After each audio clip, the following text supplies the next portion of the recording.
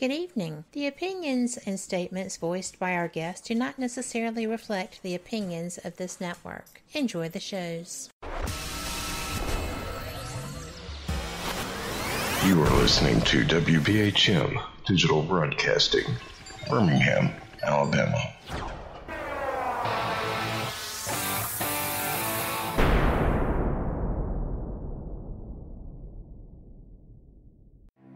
Headline edition, July 8, 1947. The Army Air Forces has announced that a flying disc has been found and is now in the possession of the Army.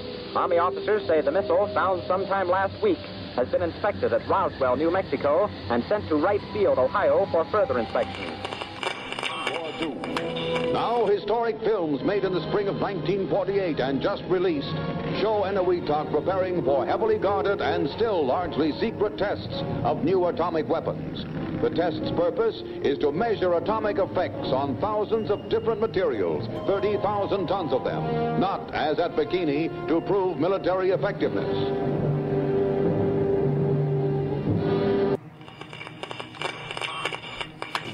San Francisco police say that 9 persons have been arrested in a narcotics raid on the headquarters of the Grateful Dead, a widely popular singing group. 2 members of the group, Rod McKernan and Robert Weir, and their business manager, Danny Rifkin, have been booked on suspicion of possessing narcotics. 3, 2, 1, 0. All engine running. Liftoff. We have a liftoff. 32 minutes past the hour. Liftoff on Apollo 11. Tower cleared. We got a roll program. Neil Armstrong reporting the roll and pitch program, which puts Apollo 11 on a proper heading. I'm going to step off the limb now. That's one small step for man, one giant leap for mankind. Well, strange lights are causing a viral buzz on YouTube. Could we have caught extraterrestrial activity on a recent newscast? Brandon Arroyo investigates. As the newscast ended, the controversy began back on September 26th. What is that light shining in the back of the dark night sky?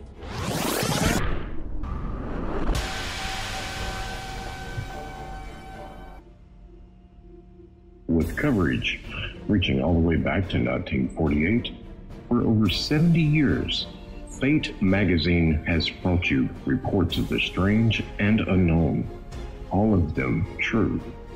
Now, Fate Magazine Radio is carrying on that tradition of setting the standard in paranormal talk radio as we report and discuss some of the most mysterious and perplexing phenomena imaginable in this strange world of ours.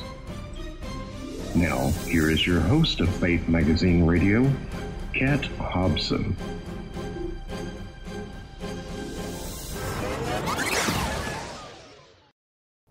Good evening. Welcome to WBHM Digital Broadcasting. Out of Birmingham, Alabama. You are listening to Fate Mag Radio, the online voice of Fate Magazine, and I am Kat Hobson, your host. I am really excited to welcome back my guest tonight. I have watched his videos. I have watched just about everything that he posts. He has had a spectacular find as far as another footprint. He has been filming in the Kettle Moraine in Wisconsin, and it is rather a family affair. I find that interesting because he has some of the bravest children I've ever seen, really and truly. Of course, he and his wife are extraordinarily brave as well. I think that one of the things that kind of gives me pause when I'm out in the woods is the anomalous creatures that I know exist. I have people like this guest who I trust implicitly because they're honorable people, and y'all are going to get to learn all about it. This is Jay Bachochin, and I am so honored, Jay, to have you here. Thank you for joining me. Well, thank you, Kat. It's a pleasure being able to speak with you, and thank you so much for the invite. Absolutely. I really do love your work. And I I realized just how brave and how much of a family effort your work is with Finding Jay. Oh, it And definitely is. They're definitely the brave ones. But then they're again, they were all fierce. they were kind of brought up into it, and into wacky dad, what looking for Bigfoot or hunting the truth. But that's normal for them, So it's my wife does support me. She's not out there, all the time or anything like that. She's not so much an outdoors girl, which I respect that, but she supports my every step of what I do. Well, my husband is completely not into the paranormal. He is, Yeah. however, very into ancient aliens now. Who's the So who's to say that it's not all related? I mean, there's I think it so many different is. yeah, there's so many different fields out there. You're a ghost hunter, you're a Bigfoot researcher, you're an alien, UFO chaser, but who knows? Maybe we're all chasing the same thing, but we've put diversity in between all the fields, you know. Well, I think that's absolutely a strong possibility.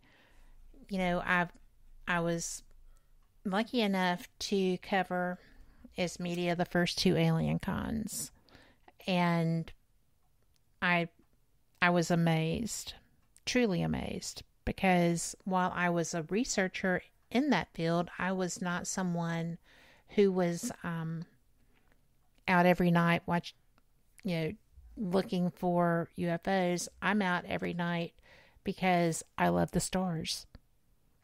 Oh yeah, And I have a definitely. dog that will get in a hammock with me and watch, the wind blow them around. So that's what I like to do.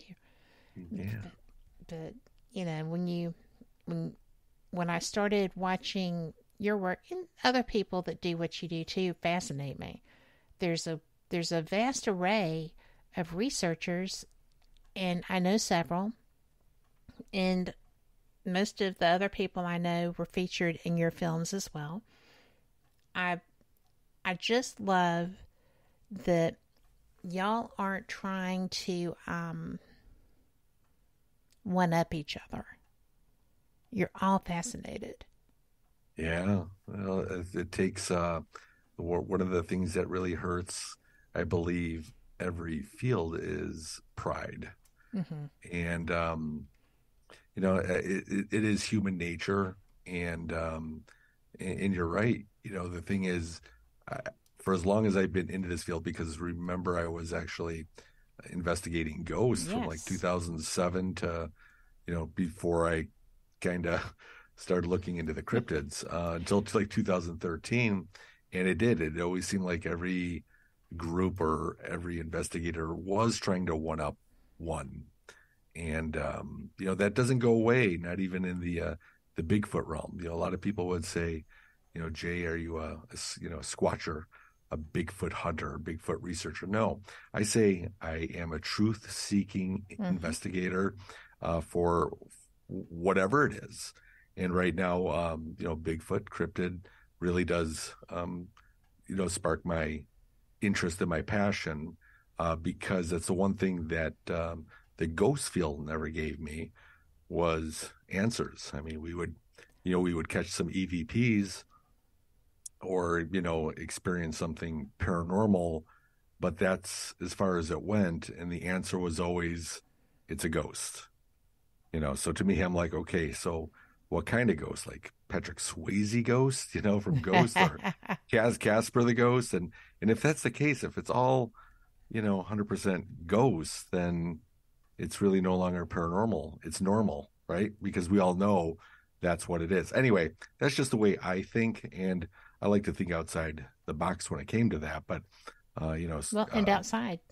yeah, exactly. And well, it's like as soon as I started looking into the Bigfoot realm, um, I'm going to date myself because I go back to one of the movies that came out in the '70s called Mysterious Monsters, and it had Bigfoot, Loch Ness monster, and the Yeti, Yes. which are kind of the same. I was going to say, But yeah, that yeah, is. but I even remember, being young, like 10, 11 years old, watching this and seeing Patty walk across the screen. I'm like, why is everyone making such a big deal? I mean, that could be a person in a suit. And I thought about that at a very young age. So Exactly. Bigfoot to me was always unicorns, leprechauns, things like but that. unicorns are the national animal of Scotland. Well, you know what? Right now, if anybody was to tell me anything exists, I'd probably just say, you know what? I wouldn't put it past anybody anymore, just because we haven't, seen it personally. Because right, aren't we all supposed to? We all grew up saying monsters don't exist. Only therefore, in humans. Yeah, right. Dragons, unicorns. Not that unicorn's a monster, but weird things like that. They're not supposed to exist. Therefore, we already have that stigma of being able to speak about that and saying, you don't want to talk about that because it's a fear of being ridiculed. Yes. Come on, Jay, Bigfoot doesn't exist. You're wasting your time. And honestly, maybe in the beginning it was like, no, but I'm being serious. And but just over time, I'm looking at it going, maybe there is something to this. And I just kind of stuck to my guns. And I wasn't really an outdoors guy before this. And I always say I'm no Outback Jack. I did hear you say that. I thought that was funny. Yeah, I'm not Crocodile Dundee or Survival Man, but it really gets me to go out, no matter what the mosquito situation is, or the tick season, or yes. poison ivy, and it's like you want to stay away from that stuff. But I have I have this beckoning call to get out there and just kind of be out there in nature. I don't want to say I'm a Buddhist monk, who goes out there and meditates to the woods and to the nature and anything like that. Not that I'm knocking if anybody does that. I'm just saying I'm not that way, but I really do enjoy, being out in nature, in the woods, and learning new things, even seeing tracks on the ground. What kind of animal?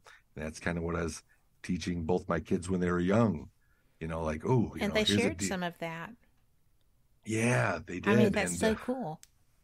They are definitely, I give them kudos for, just kind of hanging in there with it, because a lot of people like you saying, it's brave and everything, but it's kind of normal to them. And, then I got a lot of flack for it too, by the way, for my first film. Like, you actually let your kids go out that way? Man, if you were my husband and the father of those kids, you wouldn't be near them, because, they're afraid. With you. Well, they're with me, but I'm also teaching them not to be afraid of the woods. We're not going out at night. We're going out on generally where other people hike. Exactly. You want to get out in nature, kind of experience something other than gaming on a computer or something, But yeah, so it's transitioning from kind of the ghost realm, and like I said, even then it wasn't a ghost was an alien. A ghost couldn't be different people in different time dimensions that are crossing through our own. Again, that's just the way I think. And I was Did you not say that getting, they couldn't be? No, where people don't think they are. They're, a ghost is a ghost is a ghost. Oh, I think that they're dimensional. Well, it all depends on what you say by interdimensional. And I'm no expert in the ghost field either. And, the Bible's my cornerstone of my life. Yep. Of what I believe. And people say, well, the Bible speaks of ghosts all the time and spirits. Okay. And that's, very true, but I still don't know. And this is the way I biblically think, that I don't think that we just die and hang around. I think we go one direction or another, in my opinion, anyway. Mm-hmm. From what I know. Again, now I'll say I'm no scholar in the Bible either. I have, I definitely focus on that. I don't like to call it religion either. I just call it a faith because I always say religion's man-made. Yes, faith is what you're faith supposed to walk in. Yeah, faith is what you're supposed to walk in. Faith is of God. And that's primarily where I'm at with anything I do in my life. And that included ghosts. So maybe there was a time where it was just kind of time to get out of the ghost investigation part of it, because maybe I wasn't supposed to learn any more than what it is. Because, you'd be talking about spiritual beings. You talk about them being aliens. You talk about them being demons. Well, there are a couple of different sides there. It's not right. just, there's a yin and a yang to paranormal investigation. And as much as you can say that you're trying to avoid one to find the other, you don't know who you're interacting with. Right. So that does bring a bit of a conundrum if you're actually going to be actively seeking communication, because one side has instruction to seek and deceive, and the other is love and light. I mean, it's very difficult, and I had to go through understanding what I was looking for, and when I was researching to understand what I was researching, I had to learn. Right. So, absolutely. I was just going to say that I think that how you turned this, it's obvious the investigative skills were there and the curiosity. Mm-hmm. And I love that you share that, and that yes, your kids are out there with you, but your kids are looking intelligently like you are. They're not just running haphazard through the woods. Right. Respect. Mm-hmm. I always tell them, respect the woods. You're out in, I don't say Bigfoot's home. I say you're out in nature. You're walking into somewhere here. So, you see the creepiest crawling spider in front of you on a path, or swinging, off a tree. Somebody in a house might swat it and get scared. And, again, I'm not a Buddhist monk where I pick it up and let it outside. It's kind of, my house is kind of my fortress. Don't enter my house. But when I am out in the woods, I see something like that, you just let it be. You let everything be. It's kind of, just live and let be, in being out there. And that's kind of the mindset that I teach them. So when we're out there, Does that apply to snakes? It applies to everything. Yes. I have such a struggle with that side. Well, one of the sides I don't side with are ticks. Because ticks are not insects. They're parasites, and they're they can get to you, without you even knowing it. They can be feeding on you for a day or two if you don't see in a certain spot. So no, ticks and I kind of draw the line there with the whole nature thing. It's kind of like you want to make sure I put on stuff that I use, like this Sawyer's Promethin that you can actually find at Walmart, the camping section. It's like $9.99 a bottle, but it actually treats your clothes, and it goes on wet after half hour or whatever. It actually is dry, doesn't have an odor, and that stuff will stay on your clothes. It fuses to the fabric for up to almost 2 months. Holy cow! And this stuff doesn't just repel ticks or mosquitoes. If a tick gets on this Promethin, it actually will fall off like it repels, but then it dies.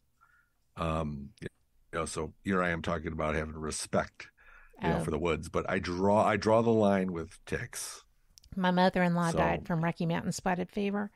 I have nothing for it. Boy. Yeah. Nothing. Yeah, exactly. So that's part of my whole safety plan when I go out there. It's safety first, and that goes with, your general, just, being precautious, knowing your area. It's like wherever I go, my wife knows. She knows the areas I go to. I text her my location and my time of entering and leaving, so that she knows where I'm at. If anything was to happen, it's Well, again that's just rule number one. Yeah, But safety measure. We have to take a quick break. So Okay. we'll be back. All of y'all come back too. This is fun. You're gonna love it.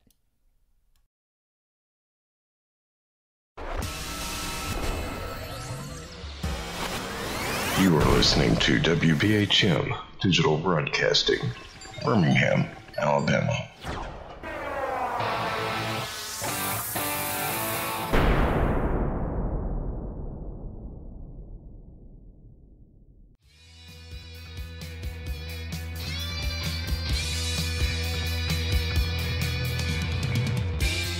Paratalk Radio is your one-stop for all things paranormal, the unknown, and the supernatural. Join us every Monday night at 8 p.m. Eastern, 7 p.m. Central for discussions and guests on topics such as ghosts, hauntings, Bigfoot, UFOs, and more. This broadcast is rated M for mature and intended for listeners over 16 on paratalkradio.com.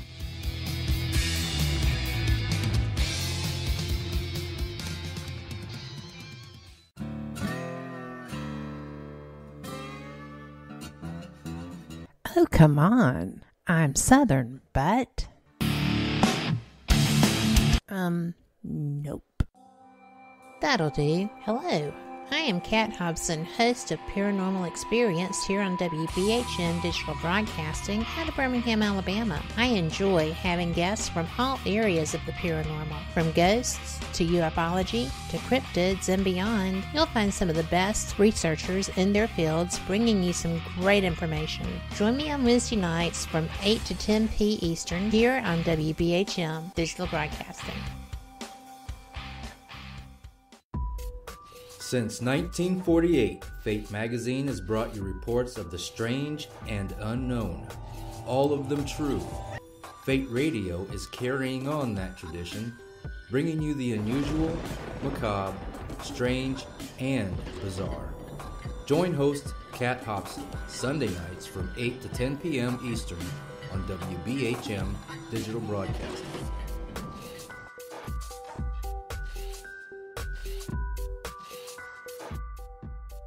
Thank you for listening to WBHM Digital Broadcasting out of Birmingham, Alabama.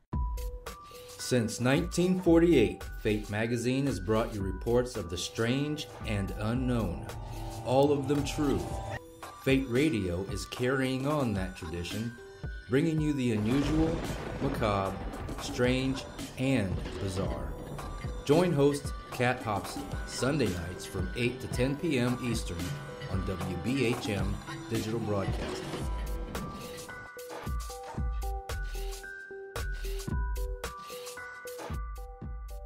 The time is 23 minutes after the hour. Welcome back to Fate Mag Radio. I am so glad that you are here. You know, I absolutely love getting the opportunity to talk about stuff that's not my color Kool-Aid. I'm amazed and interested in everything. And my guest tonight, Jay Bachochin, is somebody who does all the things I don't. So, Jay, I am so already enjoying this. Well, so am I. This is a great discussion. Well, you know, we were discussing the tick prevention, and there is that's so important. That is so important. It is. And I will tell you that a friend of mine who heard you, I had no idea that this was her color Kool-Aid.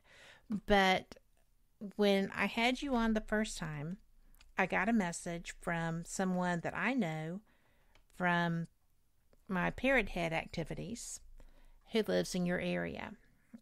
And she was like, I live there. Yeah, he's where I go, and she is a Bigfoot investigator. And she reached out and found you. And when I posted that you were coming back on, she was like, "Oh, thank you." So, you know, you just put me at hero status by saying yes. So thanks for that. But her name is Kim Hoholek, and probably I said that wrong. I always get that wrong. But she is a fantastic and ridiculously brave investigator as well. She has shared some of the structures that she has found, and you shared some in your films that blew me away, and not because of not believing they're there, but the intricacy and the methods used. These are things that, when I was watching you try to break that tree and Finding Jay at the beginning, I was like, he is just going to get wet. And you did. I did. You gotta try it, right? I mean, know. It's almost like those, well, anything you show, any pictures or photos, they really don't do anything justice. Well, especially the smell, because there's no smell-o-vision. But, I've actually gotten that smell in the woods before. Yeah. There's just, like I said, is, going back to that tree, I found a comparable one, and it was, Nature 1J0. There was no way I could have even snapped that. So where we found that snapped tree, and it was snapped right at 7 foot. So by physics, it had to have been grabbed a lot higher to be able to pull down to crack. Yes. And again, unless you're there, unless I don't want to say the naysayers, but anybody that questions it, which is good, always question everything, is, the wind could have done it. So you look at all those things already when you're there, and it's like, no, it wasn't the wind. It wasn't the tallest tree out there that went down. I tried to demonstrate trying to break a similar tree that was its same diameter. And again, that tree won. The tree that was cracked was 100% fresh. So, the only thing I could think of is, a super huge bear got scared and tried to do to the top of it and just was hanging on. But I don't even know if that would do it. That was a lot of force. You didn't find disturbed snow around the base or anything. No disturbed. Nope, not at all. And, I thought, okay, maybe a vehicle, equipment, something could have gotten up there. No, there was no way you could get any type of equipment up there to do that. So. Well, and what would be the point? Sometimes when you're doing these things too, you have to be reasonable in your thought processes, because nobody knew that y'all were going to be out there. No. Nobody anticipated that they were going to get one on you by breaking that limb. Right. It's... Here's what I always think is, if I'm out there, somebody else is out there too, because that would make sense, right? Always a possibility. So then you got to think of the plausibility. So the possibility is always there. What's the plausibility of that getting, yanked and cracked by other people just for the sake of doing it? None of that makes sense. No. And I noticed that you had my favorite skeptic in your show. And I adore Kenny Biddle. I think he is one of the funniest, most charming people. But sometimes I'm just like, seriously. And he's always right as far as his plausibilities, Right. But when you get to an extreme on the naysaying, it makes my eyes cross. Well, but the thing is, that before. Well, of course, you can be a naysayer until your eyes bleed out because you're that convicted of it. Absolutely. But it goes the other way too. You could believe in something so much that no matter what you are looking for is right there, and nobody can tell you different. So, and he gets a lot of that. He gets a lot of that. Right. And you got to find that middle of the road, again, of the possibility, plausibility. The one thing he always told me, and this was kind of way in the beginning, when I got him to interview, and we did a lot of talking, a lot. Now, he didn't just send it, his interview in or anything like that, but it was more, did we see what cracked that tree? did we see what made those prints? Mm-hmm. No, we did not. So, but what you got to do is start breaking it down, like the footprints in the snow from my first film. Yes. You know, it was actually just me and my wife going hiking that day. We weren't looking for Bigfoot. I was. But, you know, this was still kind of new to me after hearing the howl out there. It kind of raised my interest of saying, there's something to it. But she was trudging along in the, 1.5 2 foot drifts. We were actually making the prints, and it was still snowing at that time. And so she got about 50 yards ahead of me. She just wanted to be out there. And she wasn't that far, but, you got you're kind of walking the trails, and they go up, down, and around. So she was more than 50 yards ahead of me. But, I saw these big divots on each side of where she just walked through, because I'm kind of following her tracks.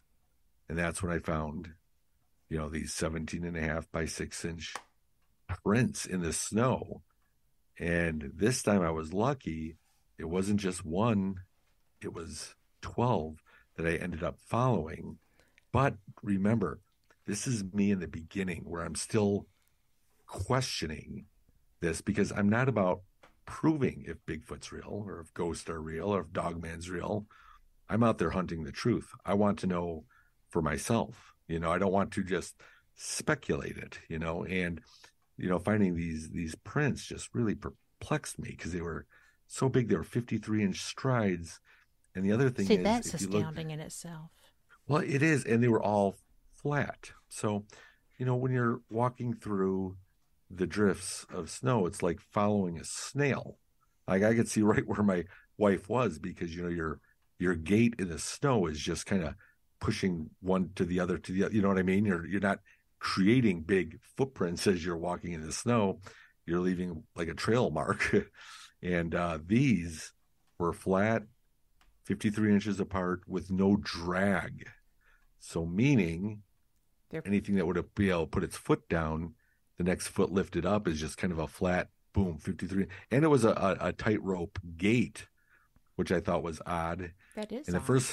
The first thing I thought of, and this is kind of coming down a kettle, so you're kind of on a decline of where this is, and there was still no drag mark. And so I thought, the only way I could think of this is, did somebody make rope and a pulley onto the trees, and they were trying to put like these stencils, because I didn't have these casted. I did document them, but, did they use stencils, and they're on a pulley so they're not touching the snow, and doing it that way, because I was looking for disturbances on both sides of these prints. I saw nothing. But, like I said, it was still snowing. Actively snowing, right? It was still actively snowing. So number one, we found them way far away from where we were hiking from our car. So somebody would have had to have known we would have been right there at that right time. And if we would have missed those, the way it was snowing, those would have been filled up in about an hour. So that, to me, they were also fresh, but kind of still new into it. I'm still thinking, okay. And this was before we found the snapped tree at the top of the kettle. Right. Because after I'm documenting these with video on my iPhone, when I turn around is when I'm getting these right up the kettle, almost to where that tree was. Mm-hmm. I'm hearing like these like wood clack snaps, and it sounded like it was in Morse code for 52 seconds. And I remember recording with my iPhone, but I'm not looking at the screen of the iPhone. I'm actually looking up there. Like, it was kind of scary, and I was excited at the same time. Like, I'm going to see what's making this sound one way or another, even if it's a person up there just standing, because it was right there, like humans, we could just hone in right at that area. And I'm looking right at it, and I'm seeing nothing. This is going kind of up a kettle, and it's snowy, so there's no foliage or anything on the trees. So I'm just looking, and never saw anything.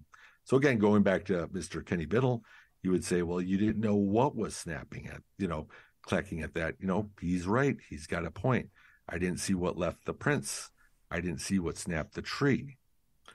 But, at the same time, and I always throw a but in there, because, you could be, over skeptical to where nothing's real, or you could be overly believable where there's a Bigfoot behind every tree. Yes. You still got to find that middle ground, and to be able to say, okay, this is what I caught, this is what I documented, and I'm gonna approach this. I'd like to say scientifically, the best you can. Sometimes, I always compare it to like a faith, like I have a faith in God. I don't look at measuring the Bible scientifically at all. That's my faith. Starting to do this, with Bigfoot, which I never believed in, it's kind of the same thing. I look at it going, I kind of look at Bigfoot, and I don't look at Bigfoot as a faith or anything like that. But you get, after doing this for this many years, and listening to and reading other people's reports, that's the other thing. When you're listening to other reports that are happening around the United States or in Canada or Australia, you start seeing similarities of what's going on in your own backyard when you're researching. And at that point, is it all a coincidence then? That what I saw in 2016 kind of looked like an oversized chimpanzee, gangly though. Nothing that I would expect. I'm always like, if I think I would see Bigfoot, it would be Harry and the Hendersons or the Patterson film. I'm thinking Harry and the Hendersons. Exactly. That's what we have in our mind. At least, if people are going out, that's maybe what they're going to see. But I'm seeing this thing on all fours, kind of like how a gorilla would walk, but it looked like a gangly, oversized chimpanzee. And that did not compute. Because again, this was. You're talking about oversized chimpanzee, you're talking about a gorilla, and by the way, that drawing is very similar to like the shape of a silverback gorilla. But in between those two is an orangutan, and it's also the auburn color that you felt like you saw when you were out with McKenna and had that experience. So, right, absolutely. Again, but the one that I saw with McKenna was during the day. Mm-hmm. The one I saw with Mary Marshall when we're staking out a kettle was actually at night. But even though it was night, it was a snow-covered kettle ground. I don't think there was a moon. I really never checked that part of it because it wasn't like overly bright. But without flashlights, you could see like an animal out there. You could see every tree, every fallen tree, every brush. So it was all defined in silhouettes. So again, when I'm looking at it, when I first make a reference with my audio, because I wasn't running body cam or anything at that point, is I said it looked like a monkey. That's the only thing I could come out of my mouth was, like a monkey. Yes. And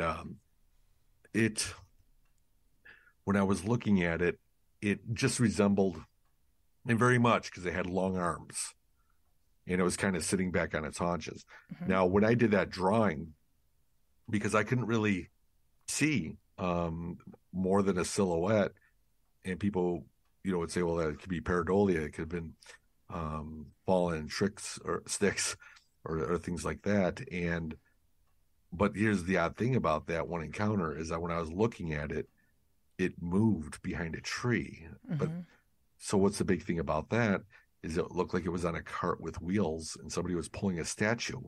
Like it didn't move like a normal animal. Yeah, even if it was like a cougar or, something that you could misidentify. And even if I did misidentify what I was looking at, the one issue I still had with it is the way it moved.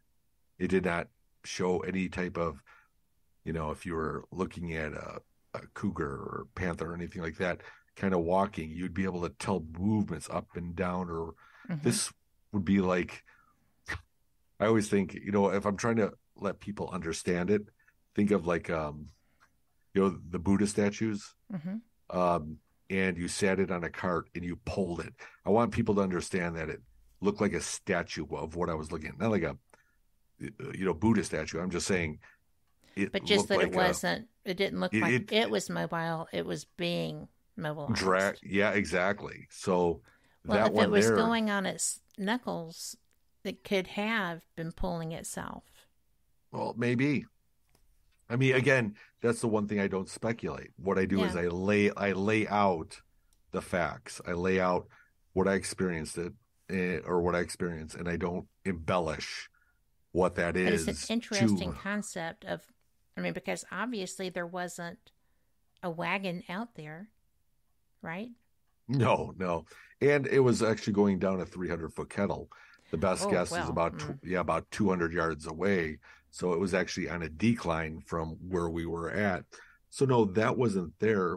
The other odd things is when you're an investigator or enthusiast or whatever you're going to do like that, you're like, okay, I just saw something. Why didn't we go down there after that happened and try to look, for prints? A lot of people say, well, did you look for prints? And it's funny because that comes into your mind when it happens, but shortly as in like a minute or two after talking about my experience, and Mary was kind of like interviewing me my experience, the huge branch that we were sitting on, that was 45 feet long, so you could actually straddle both sides of, there where you're sitting comfortably, was actually vibrating. Now, my feet were on the ground. I felt nothing on my feet. Mary, same thing. She was sitting down and she could feel it. We both could feel it, what we were sitting on, but not our feet. And it was this weird vibration. And I actually thought maybe she was shifting or she was cold because it was winter, January. Yeah. And she thought the same thing about me. And we're both like, wait a minute, this is really weird. So right away that took away from, let's go down and get tracks or look for them. It's very bizarre. I have no idea. It's time to go. Yeah, exactly. Yeah, no, exactly. So again, but I could build up a story that sounds even better or scarier, or no, this is what happened. You take it how it is. If you want to be a naysayer, a hater, fine. That's, you weren't there. That's, the other part of it. It's like, I'm not trying to convince people that these beings, I don't call them creatures anymore. I just call them beings, that these beings actually do exist. And if they're like, Jay, you're high, you're on crack, man. Don't, there's no such thing as that. I say, you know what? If you really want to know, go out and discover for yourself. Mm-hmm. I'm not going to tell you if it's real or not. You could listen to me or think I'm credible or I speak well. I could be the best polished used car salesman out there. It sounds so convincing.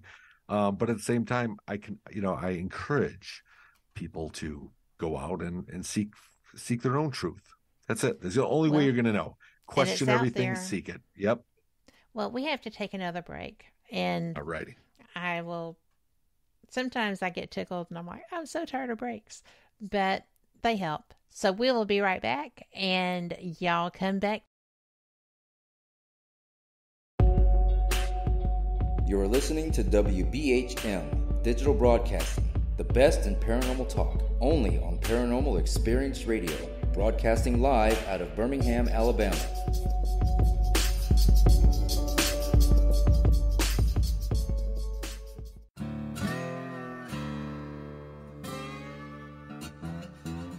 Oh, come on. I'm Southern, but...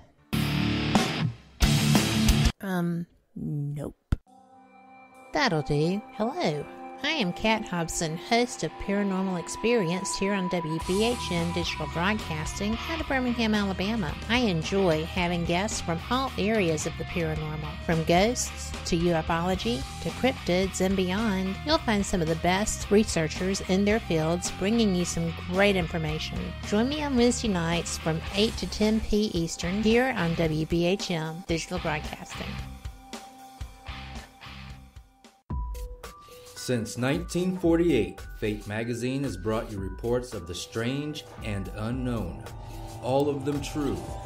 Fate Radio is carrying on that tradition, bringing you the unusual, macabre, strange, and bizarre. Join host Kat Hobson Sunday nights from 8 to 10 p.m. Eastern on WBHM Digital Broadcasting.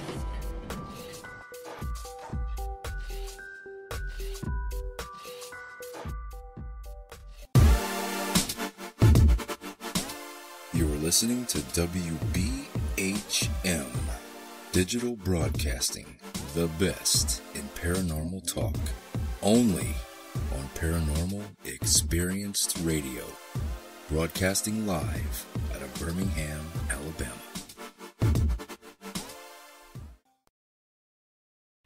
Welcome back to Fate Mag Radio, and I'm so glad that you are here. We are the online voice of Fate Magazine, and, you know, I am having the best time, Jay. I am, because when y'all were sitting there, I know Mary Marshall, and I know how fierce she is.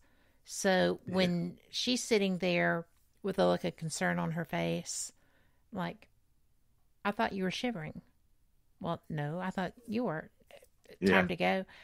Then I would absolutely trust her instincts because she's got them and they're good. But, that was honestly, it was a weird night because I know you were just saying that and she would admit it too, but on her way back things just got really wickedly weird. I mean, I don't even think I talk about it into the documentary because I kind of was just focusing on what I thought I would be, which was Bigfoot. Right. That's it. You remember when you're doing these sort of things, things evolve over time. I'm not the same person looking for what I did 10 years ago. And why? Because of different experiences of things that happened. And because one of those knowledge evolves. Yeah, right. Well, one of these on the way back to the car, I remember Mary, she never turns around to look behind her because there's, like you said, you're kind of fearless. You're walking back. We're getting closer and closer to the vehicle.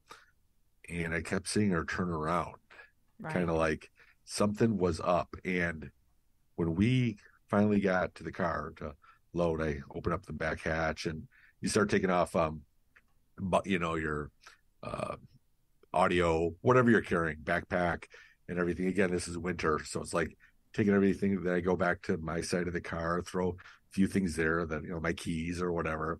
And as I'm doing that, not even behind me, it sounded like, because Mary was on the opposite side of the car, I just hear Jay,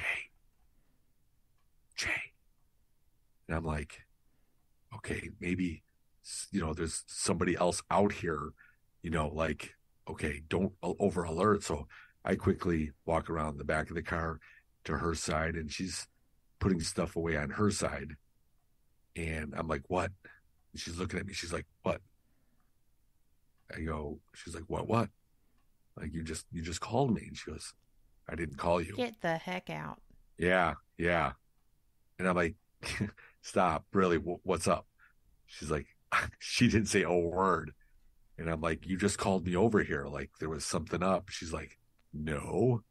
And this is the whole, like I said, the whole time walking back where she's walking almost backwards because something didn't feel right. And it's one of those weird things. So I heard my name in a whisper, right out there. So I have no idea. I heard it plain as day.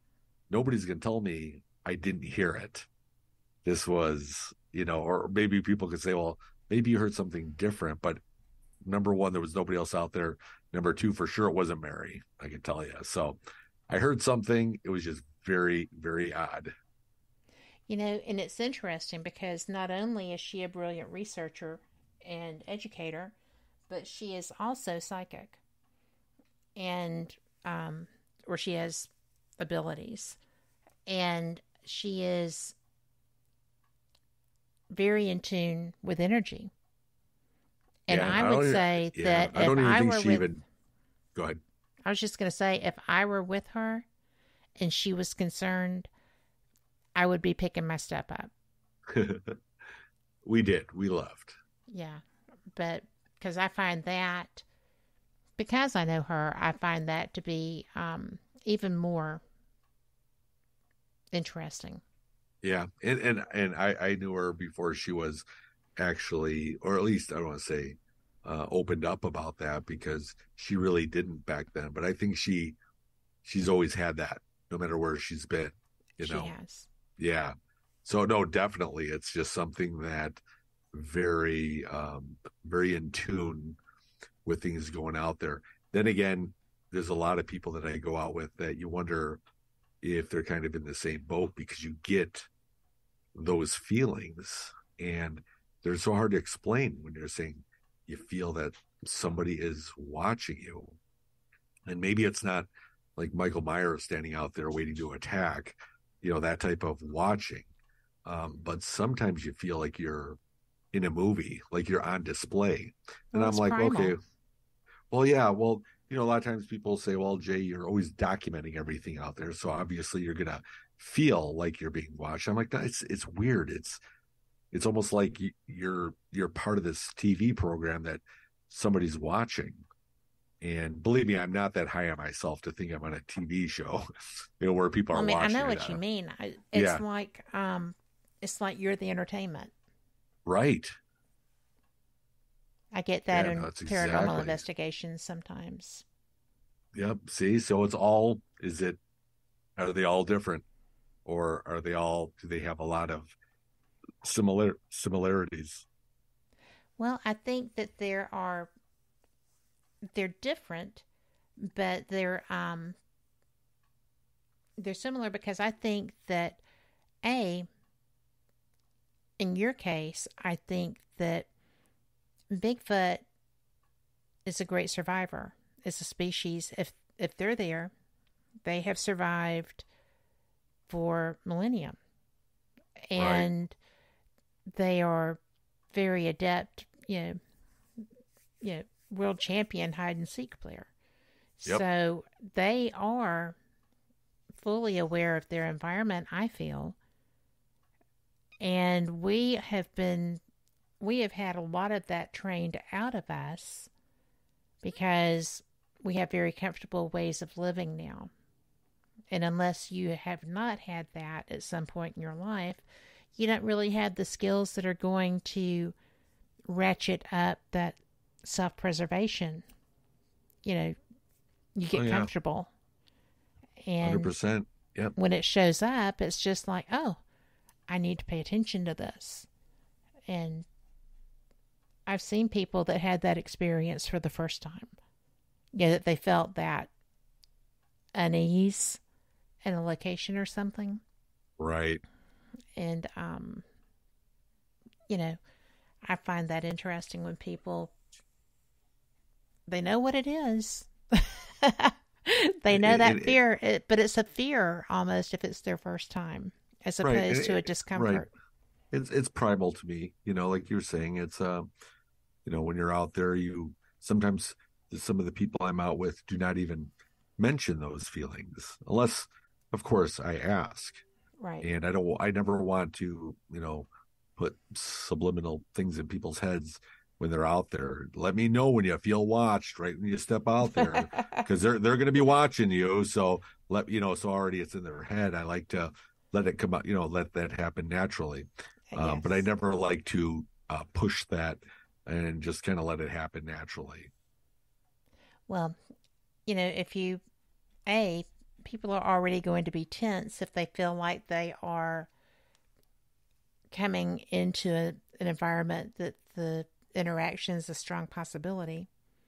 And B, they know that they won't win if it were to come to a confrontation. I mean, it's, so it is, if you start feeding that fear as opposed to reinforcing through positivity, then you're not going to ever get them out of the woods if a situation did come up, because they'll panic. And then you're going to have to chase them and catch them and put them in the car. But, unless you can herd them in the right direction. But have you been out? Because I know that you take friends, you take investigators that you trust and know, you take family. But have you been with anyone? And you know why I'm asking this, because of what we talked about this afternoon. But have you been with anyone who did succumb to that possibility of fear, or the possibilities that this was something that wasn't safe? Yeah, there's been a few. Definitely, where we'll actually kind of pull up and they'll kind of say, yeah, I'm not going to do this. And, I respect that. It's not a wasted trip for me like people would think, because the one thing I do is when I bring people out, I've got to size them up to say, do they have my back if I have their back? Exactly. Because I will. I'll always have that person's back that, I go out with, because, well, they're coming out with me. I'm always about safety. However, flip side, will that is the person, that fight or flight, will they save me? Just like I would save them, because I know I would. Yes. But so when somebody gets that fearful, that's okay. That's, I'll back it up from that situation. Say that's fine. We'll just kind of just drive around. If we're not out in the woods, we'll just kind of patrol, the different roads up here. There's a lot of scenic drives, and and that makes it fun too. But yeah, so I have had a few people, and I won't call out their names because I wouldn't like that. I wouldn't want to pinpoint anybody, but everybody who's gone out with me has been.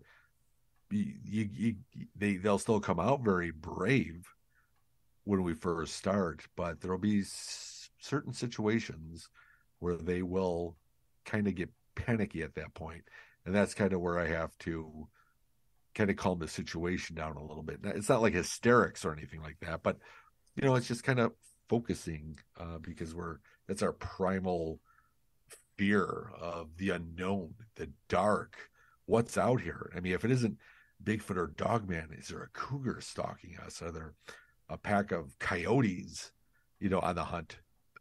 Certain things like that, or are we so far lost? Do you really know these woods? So there's so many different things that fear can overtake on something like that. But for the most part, I think the people that I do go out with are generally pretty good and pretty strong. Well, out of curiosity, and I know we've got a top of the hour break, but when you're out there, you've had several instances where you have footfall behind you. And I know that with a cat, you're generally not going to hear that unless they're huge, which always a possibility there. And coyote are not really quiet hunters because they run things. Right. So, bears are kind of lumbersome, and I think that you would hear them. Right. And I actually thought that's what you and Mary were hearing before you took off. But then again, you had that sighting. So it was interesting to me. How do you determine at what point do you feel safe in assuming it's not a bear? Kind of like that one you were talking about. It was, again, me and Mary. This was like in July. It was right after 4th of July. We were out there, and again, there was just rainfall off the leaves. Probably the humidity. Maybe it rained just a little bit earlier, but it wasn't raining, so you can kind of just hear the little rainfalls. When you're out there, no wind or anything, but this whole time on our right side, because one side of the kettle went down, which if you kind of fell down there, that would not be good. And if you try to go up a kettle, you're going through nothing but whatever's in front of you that was unwalkable. It's like land of the lost. But I was hearing something to my right that I didn't know if it was playing sounds with the rainfall off the leaves, and I kept hearing it pace us. And I didn't know if it was just I was hearing things. So when I finally stopped, and I always like to do testimonials when I'm out there just to document, and as soon as she's documenting, you can see my face, I'm almost laughing like, I keep hearing something to my right, like it's pacing us, and all of a sudden on cue, whatever that was right there. Yes. And it, again, did I see it? I always say that to Mr. Kenny Biddle. Did I see it? I'm like, no, I didn't see it. Whatever it was definitely big. It would almost be like you'd say if there was a person And if it was a person, the only way I could make the sound is if you were standing out in all the weeds and put your arms out and just let yourself fall forward. So your arms and your body is catching it. That's the weight of the push that whatever this was. So then you got to go back and think, deer. No, usually you know how a deer is going to sound hopping away. Again, like you said, a bear would be lumbersome, walking through like that. I know that squirrels can sound like rhinos if it's dead quiet. Yes. The way they hop through. So what was it? I don't know, but I was hearing it pace us on the right side. So then you're like, pace us like a cat, but then I'm like, but cat is very stealthy though. So I try to break it down. But then you hear about all these other reports that you hear anything about people hiking, Bigfoot encounters, that something is pacing them. This was kind of the first time it really paced us to where it made itself known. So again, I'm going to go with that, saying what I'm out there doing, in the kennel, and whatever that was a bipedal heavy something walking right beside us. It was pretty hair raising if you saw Mary. I did see Mary, and I knew her well enough to know that face, and I was glad I wasn't there right then. But we have to take our news break. We will be back, and y'all come back too, because it's just getting better and better. And we have information that is going to answer some of these questions in chat. So there you go. See you on the flip side.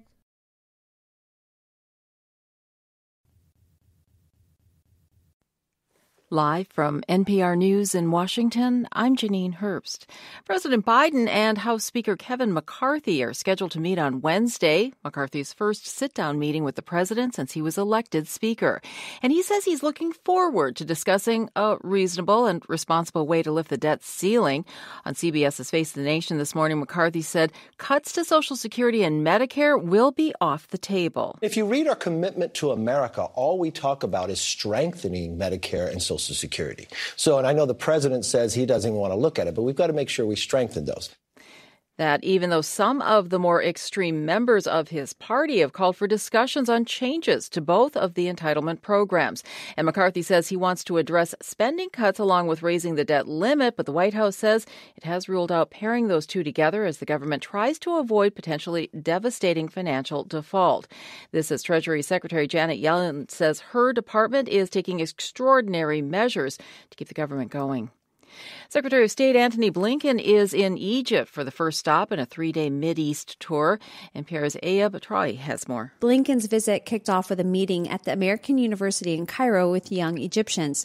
He stressed the importance of U.S. ties with Egypt, and he noted that 60% of Egyptians are 25 years old or younger. We know that going forward, that partnership ultimately is going to be built and sustained and strengthened by the people here today and the people that you represent. His visit comes at a sensitive time. Egypt's economy is faltering and tens of millions of people are struggling to survive. Blinken will travel next to Israel, where a new far-right government is in power. He'll also meet Palestinian leaders in the West Bank. Aya Batrawi, NPR News, Dubai. The key southern Ukrainian city of Kherson has come under intense fire from Russian troops stationed on the opposite bank of the Dnipro River. Local officials say multiple launch rocket systems, artillery, mortars, and tanks shells were used. President Volodymyr Zelensky says the attack was relentless. The Russian army has been shelling Kherson atrociously all day. Residential buildings, various social and transport facilities, including a hospital, post office and bus station, have been damaged. 2 women, nurses, were wounded in the hospital. As of now, there are reports of 6 wounded and 3 dead. My condolences to all those who've lost loved ones to Russian terror. Zelensky heard there through a BBC interpreter.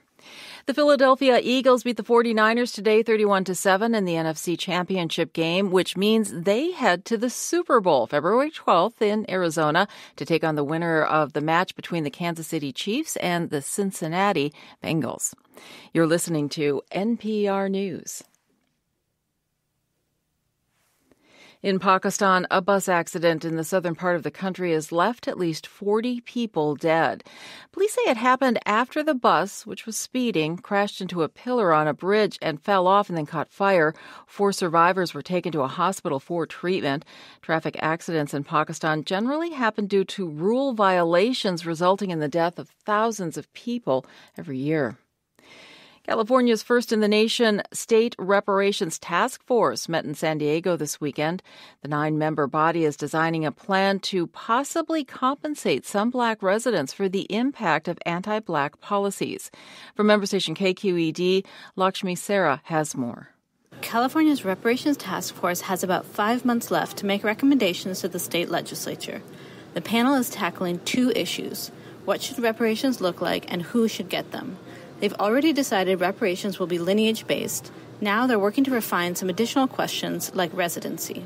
Secretary of State Shirley Weber, who helped create the reparations task force as a member of the state assembly, gave an opening address. Because if you don't push it forward, it loses its momentum. And you don't want to kill yourself by time. The panel voted to take another year to implement its work, but the state legislature will need to approve that extension.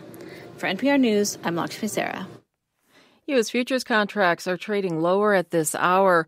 All 3 major indices are down about 0.1%. Crude oil futures, though, are up about 0.9%.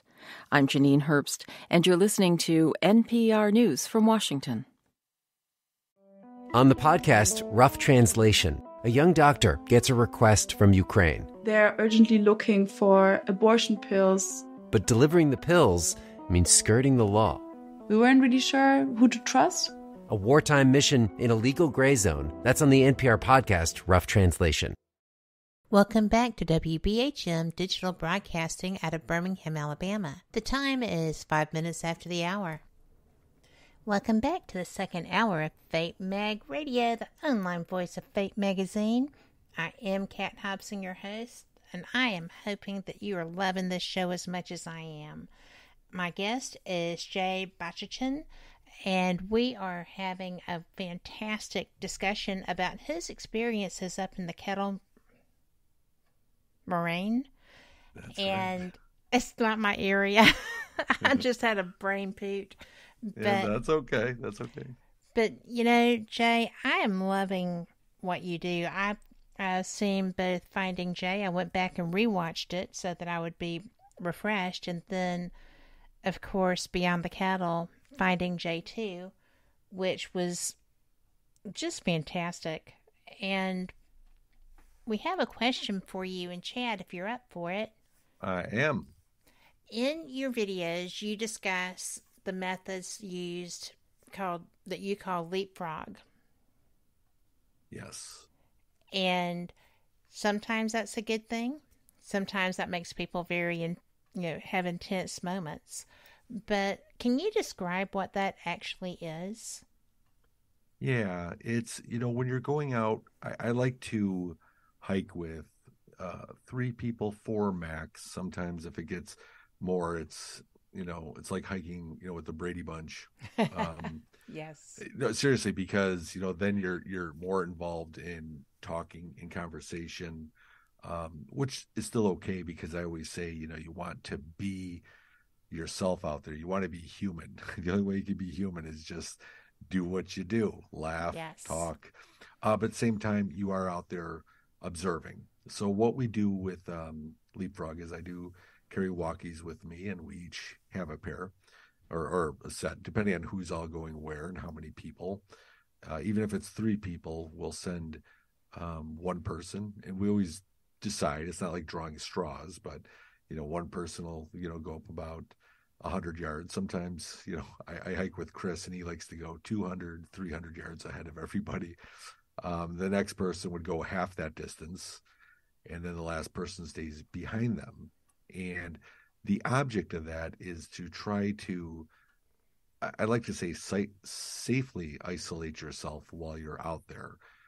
That's how come usually it's 100 yards, then 50, and then so it's not that far. But when you are by yourself, it's a whole different ball game, because it's just kind of you in the woods. And with that being said, if people are thinking that, they want to experience something. Like if I ever take somebody out, I said, this is not David Letterman's Stupid Petrix. Anybody old enough to remember that? Absolutely. So, you're not going out saying this is 100% guarantee, but chances are, if you are isolated, that maybe, possibly, you could have some sort of encounter. I don't want to say a Bigfoot encounter even. People have seen lights, or they, get the feeling, and that could be something in their primal, the fight or flight, when they get to be alone in the dark. And so what we do is we'll space each other out, and we'll just generally stay apart like that for 5 minutes, maybe 10 minutes max. And then they'll radio in, and then we kind of you go up to the next person, like the last person will meet up with the person in the middle, and that person could generally still stay there while the next person goes up to the lead person. And again, that lead person can decide, okay, well, I'm going to advance and you can stay in my spot. So again, you're going to be isolated again for 5 or 10 minutes again. It will do that periodically. And we've had some very interesting results by doing that. Some being the person left behind, which with Adam in my second film, Beyond the Kettle, I called The Bait. And it was still kind of light enough to where he's like, you know what? Tobias has done it. Jay has done it. I want to give it a try. And, be careful what you wish for, because this is in my second film where he's just kind of sitting there waiting that, this first time doing it being last. And something off the side of the path was creeping up to him that sounded like it was on 2 legs, bipedal, but he couldn't see it. It was still kind of twilight. And so again, your ears will hone in right where the sound's coming from, and the sound is coming closer and closer to him, but he's not seeing anything. And he's starting to get a little more panicky to where he said he felt like it was almost right up to him. Yes, I saw that. Where I always tell people, don't run. All right, as soon as you run, you become prey to any animal. And so I'm in the middle of this leapfrog, and I just get there, and I usually like to start documenting while I'm out there. And so I got my iPhone up, and I'm recording. And next thing I know, I see him booking around the path, and you just I don't want to say the fear in his eyes. I don't know what was all there, but it was something that really, excited him that way. But in a way of just like, okay, something just crept up on me. I didn't see what it was. And, he's, again, he's thinking, was it like a low to the ground animal? Like raccoons will come out, possum will come out. Again, squirrels will sound like a rhino coming towards you, but he couldn't see any movement at all. And it was so still that night. There was no wind, nothing. So whatever it was just this crunch, through the leaves, through the brush. And it was getting closer to him. And he can see into the woods, but he couldn't see what was making the sound until it was almost on top of him. So that's one. Well, he never did see it, right? He never did see it. It was just like my daughter having that experience too with Brad and Karen, where it was just off the side of the path and it's in the dark. And so that kind of happened to him, being the last one. And then when we were doing this with Anthony and Karen, Anthony was leading it. He was in the fire department. He was going into the military, this young kid who could, take on the world, and he's like, yeah, I'll go. Just, I don't want to say all cocky and everything, but he was funny. He's like, yeah, I'll go.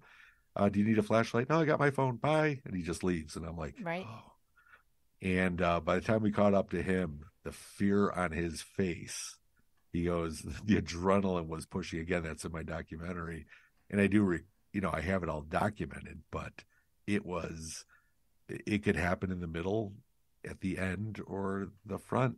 And the other thing is, it doesn't happen all the time. People think that I go out there, and every time I go out there, something happens to Jay. How weird is that? Because he believes Bigfoot's out there. So therefore, everything that's making a sound is a Bigfoot. No, that's not the case. I could say I've gone out there 5 times in a row, and out of those 5 times, maybe one thing happened, and that's still inconclusive. But you just got to keep kind of pushing and pressing on when you do this sort of thing. Well, besides what you saw when you were out with McKenna and what you saw with Mary, have you had a visual experience with Bigfoot? Yeah, where well, you definitely were positive? on a couple different occasions. A lot of them are at night, sometimes during the winter, when shadows kind of move and sway. Again, is that 100% visual during the day that you can totally see? No, but it was still something that needed to be documented. And the one that I saw with McKenna was auburn red, and it was in February, so everything was really, there was no greenery anywhere, so that really stood out like a sore thumb. But then just a couple weeks ago, I saw what people talked about, and I never thought I'd be one of those people that said, I saw the predator. But I saw, the only way I could explain it was at the base of this one tree where my daughter said she saw something, and she's filming and not taking her eyes off of it. And I have no idea where she's looking, and I'm kind of looking in that direction again, not knowing exactly where she's looking. And at the base of this tree, I saw this distortion move and step behind a tree. And it was really weird because people said, well, would it look like the predator? And I'm like, no, I couldn't make out heads, arms, legs, or anything like that. But it was like a Frodo or Harry Potter with their cloak on. And so it was oval, and I saw the distortion move behind a tree. The reason why I say that is because as the distortion moved, you could tell the woods behind it was a distortion. And when it went behind the tree did not distort. So whatever it was standing right at the base. And again, I would say, did I see Bigfoot cloak or uncloak? No.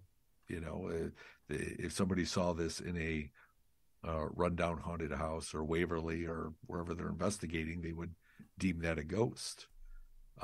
If people were looking out their backyard and they saw what looked like a UFO fly by and they saw that, they would consider that an alien.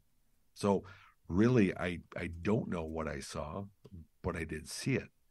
So again, with a lot of these Bigfoot type encounters, a lot of them are at night, and then the ones during the day are really they're not the Harry and the Hendersons direct look, is what I believe anyway. There's no way to 100% prove that, but I just feel like they could just blend in so well even during the day that you would never really see them unless I almost feel like they invite you to see. I know that sounds crazy, but is there a point where I look at what I do as like Aladdin, the diamond in the rough, right, where he could go into the Cave of Wonders because he had that heart. And I know that sounds really crazy and really stupid, but I sometimes think that people that are kind of a little bit more open to the possibility of it, more things I believe could happen, to those people. Because I've been out with people that are just kind of the naysayers, but will still go out with me anyway. And, no matter what I see or hear, it's this or that. Generally, nothing happens on those nights. I can go out with people that are just totally kind of on the same page as me, and you just have the weirdest experiences all around. But dancing around the whole thing about seeing a daytime sighting is where I've like I said is the one with McKenna was the best one that I can describe during the day, because when I looked at it, I could see the full auburn shape. I should say shape-ish, because I don't know if it was behind a tree. I don't know if it was peeking or what it was doing, but right when I looked at it, and the thing moved like a blur, almost as if you were, gonna sneak up on a fly with a fly swatter, and then you slap it down, but the fly's gone already. You didn't get him. He moved that fast. Yes. Whatever this was stationary. It was auburn, and it moved almost like a blur. So at that point, I'm like, well, what am I dealing with here? Is it, a flesh and blood ape? Where that's where it is on the science level. It's flesh and blood ape. And I believe whatever this is out here is flesh and blood, because it does leave prints. I just got a cast a week ago that I'm still examining, as we speak. So whatever it is flesh and blood and could leave prints. So I'm not saying whatever this is a spiritual being flying around or floating around or whatever out there. I think it is flesh and blood. Float. Could be a Exactly. But we don't know the capabilities of what these beings could have after all these years, staying away from, people. They, like you were saying in the beginning, is that they do have, they're using everything that nature can give them, and they're not stymied by the processed foods that we eat or the technology that we use, and they're relying everything based on what the environment can give them. So I believe that they have learned some supernatural abilities. Maybe they're supernatural because we don't understand them, but I think they're natural. I just think they're amplified. They have the skills that we used to. Oh, but exactly.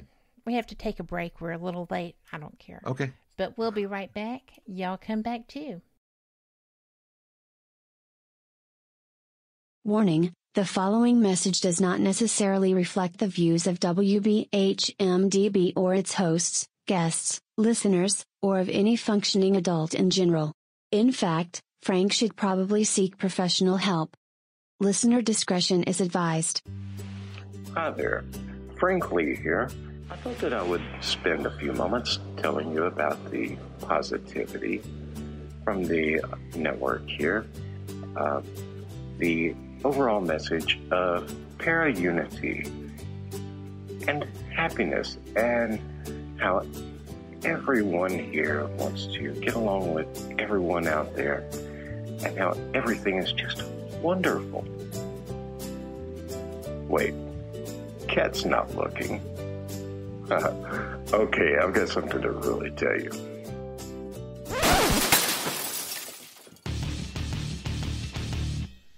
Okay, so I'm going to tell you what's really going on. Honestly, all that being nice and positive crap was kind of hurting my soul, as dark as it is. So, what's really happening?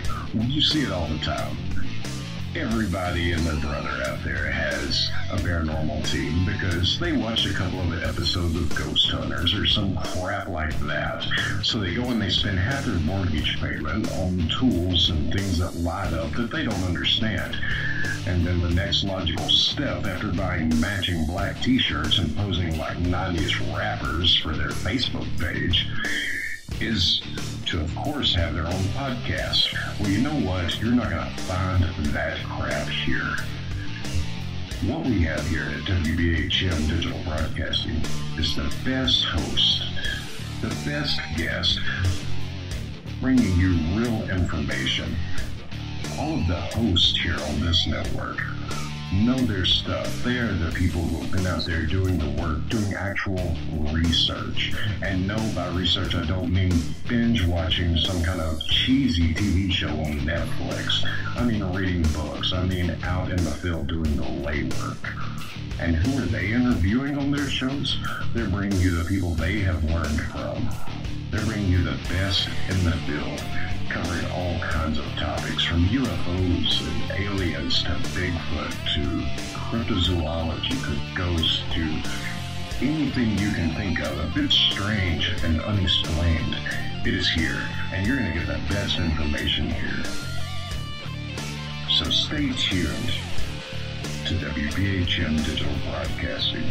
Don't go anywhere. Speaking of going somewhere, I've got to go before my mic gets cut. We'll see you there on WBHM-DB.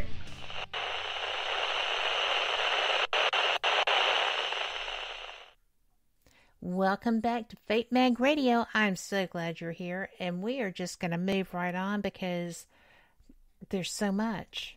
And I was really interested because, A, I love your work. I love your videos. And I am mesmerized. You used the term blur with the speed with which this beast moved. And that's when you were out there alone with your daughter, who was 5 at the time. Mm-hmm. And I know that had to be a kick in the gut to realize how fast this thing was. Yeah, that kind of wrecked me for a good month after that, and I don't think I brought my daughter or my kids out for a long time after that, because I thought whatever I'm dealing with was moving that fast. I don't care if I had 2 AKs double wielding in both hands. If this thing moved that fast, it would, and it wanted to snatch my daughter from underneath my nose. That just sends the biggest fear to me more than anything, because I'm definitely a protective father. Well, sure. And, at least, if it was an animal from that distance, you can judge how fast an animal could go. You can be prepared. I have bear spray. I've got machete. I've got everything that would protect us, I believe, in that situation. But if it moved that fast, I don't stand a chance. And, so again, what was I looking at? Because nothing I know of animal-wise can move that fast. I mean, even if if it was something I was just imagining in my head, it was beyond real to me. And at that point, I don't know, because, I'm out there trying to make contact to try to understand what they are. Now, I know that sounds crazy, but it's the same thing. It's the same thing with, with the ghosts. I mean, are people just trying to get EVPs to prove that ghosts exist versus, okay, wait, I got a Class A EVP. What is it then? Or do you just leave it again as it's a ghost? And I'm not that way with Bigfoot.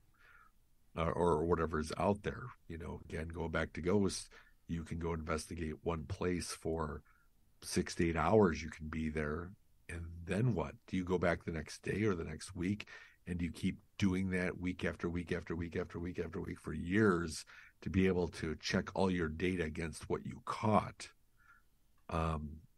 It's like that with the woods. I could be out there one time and hear the oddest, I don't know, woodpecker call ever that I never heard of in 10 years. But that doesn't mean it's fresh and it's new there. It just means that I wasn't out there when that happened. Yes. And I have to learn that and learn from those to be able to understand, oh, that's what that was that I heard 5 years ago that we thought was a Bigfoot. It's the yellow belly, whatever, whatever type of bird you want to put there. And so, yeah, pretty much, going out there, it's just a way of understanding what was, I guess kind of what you're doing, and to be able to understand that going out to making contact is more of a personal quest for me. It's not about proving to the world, to the people listening here, to people watching my documentary that it exists. I'm just showing you, I'm documenting my studies as I go, and whether you believe or not, it's really going to be up to you for finding your own truth, if that makes any sense. Well, it does make sense, because I think that there is something there. I don't just want to believe, I do believe, because I think it's very presumptuous to think that we're the only creatures here that are bipedal and intelligent and can move through the woods and have human factors as well. I think that it's extremely presumptuous to think that we're the only creations in the universe. That's right. I think that we are probably behind the curve on the research and development side of that, but we're working on it. And I always say we could also be way ahead as well. So it's not like, I'm thinking everything out there is Star Wars or, anything like that. But at the same time, do you think it's, anything like on how we started out, kind of Neanderthal, still trying to build a wheel or, Yes. we don't know, but the only way to figure that out, I guess, is to just keep studying and learning for yourself more than anything. And keeping the cameras rolling. And keeping the camera. And it's funny because I don't keep them going for another documentary. I put everything into this is for you, right? Yeah, 5 terabyte hard drive. I've got several of them that I keep every photo, every video, every body cam full, hours worth, couple hours worth. So, same with the audio.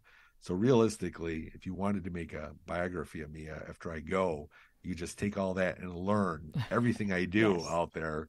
Everything. I don't. There's no cutting. There's no directing. There's no nothing. It's just I pull up the phone and record, and then it goes into the abyss of my research that I go through and I tag and everything like that. So it's easy for me to find.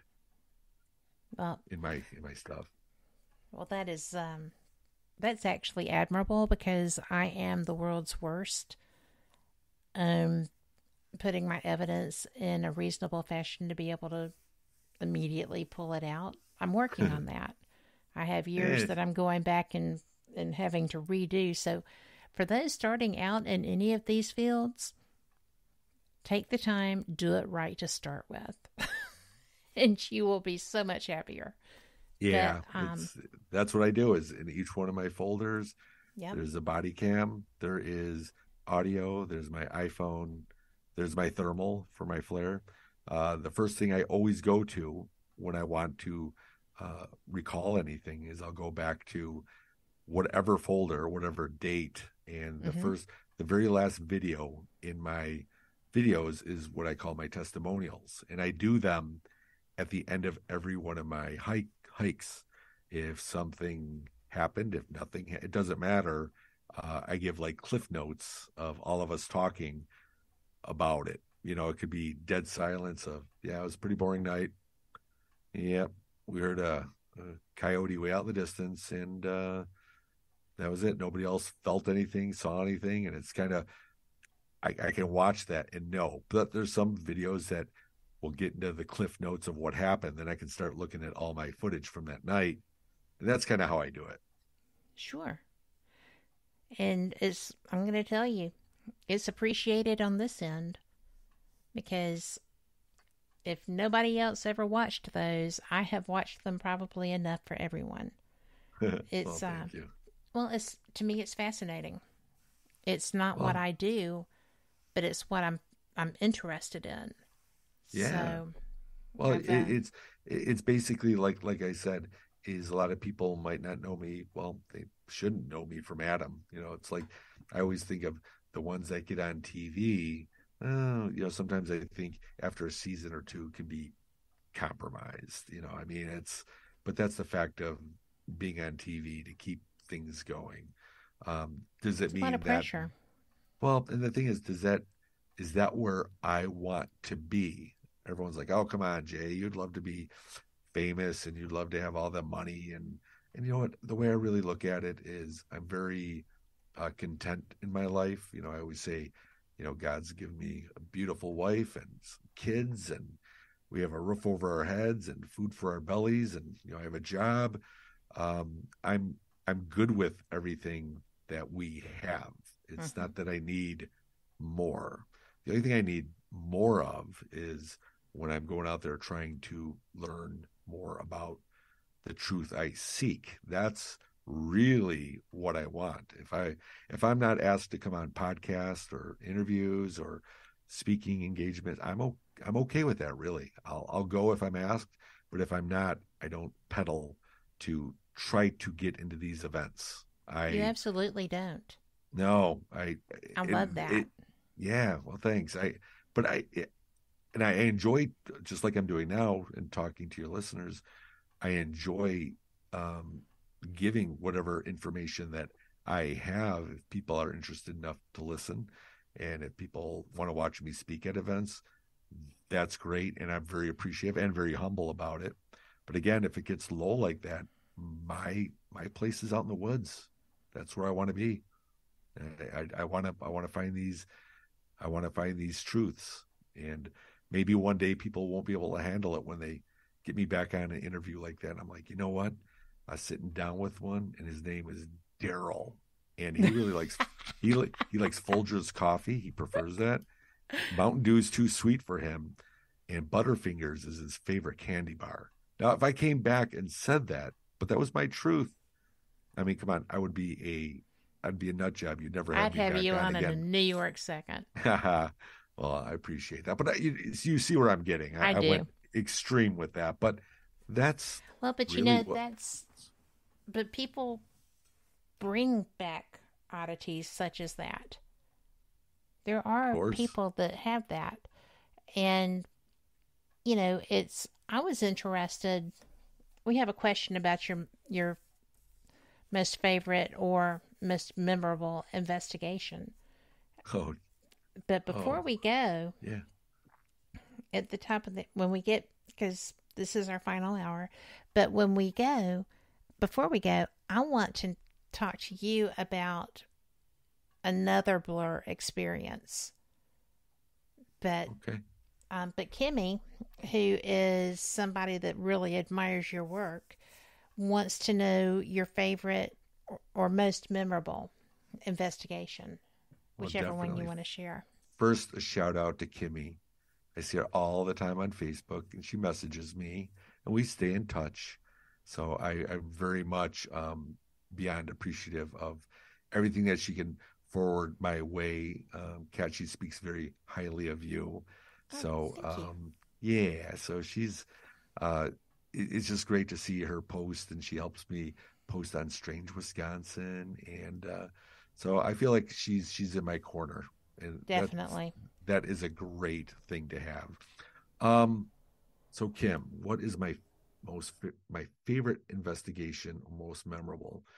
That would there's so many, and I know that's kind of a cliche answer or a cop out, not to mention any of them, but the one that really comes to mind first is August 14th, 2020. And it was me, Karen, and Anthony. And that was the night where we did leapfrog. Karen never did it before, neither did Anthony. He was the go guy. And I'll go. I just have my phone with me in the dark, and I'll just run up a couple hundred yards and wait for you guys. If you watch that in Beyond the Kettle, I do share that whole entire encounter where after we catch up with Anthony, he was kind of rattled. He was. Yeah, he was rattled, and he's never rattled. He's the one that I kind of dared him just to do push-ups because he's going in the military, and he's just doing push-ups in the weeds. And I'm like, dude, you're gonna get ticks all over you. So it's funny because that's just how he was. He was a go kind of guy. Yes. And he was rattled, as you can see, and you'll see in the film. But we get up a little further, and we find, in the kettle you'll see like little stopping points, benches. In this case, it was this picnic table, and it was just old. And we're like, hey, let's just sit here. We're in the clearing, beautiful night, no wind, no mosquitoes, and that's when we heard a barred owl way out in the distance. And the only way I always go by is when they say, "Who cooks for you? Who cooks for you?" So it's like "Who cooks for you? Who cooks for you?" That's I can't do it exactly. I'm not a good mimicker, and or a bird call. And so I was explaining that's what that was, and then directly to our left, and no more than 20 yards to our left, kind of behind us to our left, and that's where the path kind of curved, we heard a very odd owl call, but it was weird because it actually sounded like a person making the owl sound. It did sound like a mimic. Did. Yeah, so it would almost be like if I just tried to do that, that's what somebody was doing to us. So immediately I did not think Bigfoot or any weird cryptid or anything like that. But I'm like, I've got my thermal on. I popped it on right away, walked a couple paces right in front of me, and immediately turned to my left, expecting to see a person there, because I'm like, the flare will discover the truth. I will find you. If there's a person out there. That's what they're for. Yeah. So I turn around, nothing.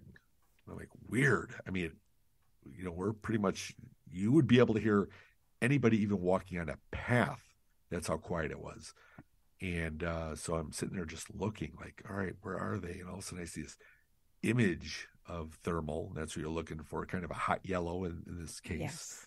And whatever this was, and again, I didn't realize all this until I went back and zoomed in, but I'm like, looks like people, or maybe I found them. Maybe the trail curved around like that, and I'm seeing through the trees, and they're that far away, and that's what they look like.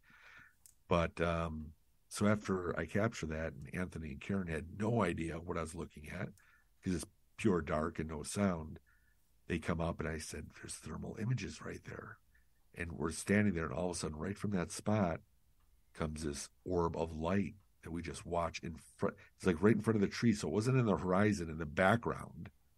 It was right in front of us, and it just did this arc and just went down. And all of a sudden, as soon as it went out of sight, we heard a loud crash through the brush.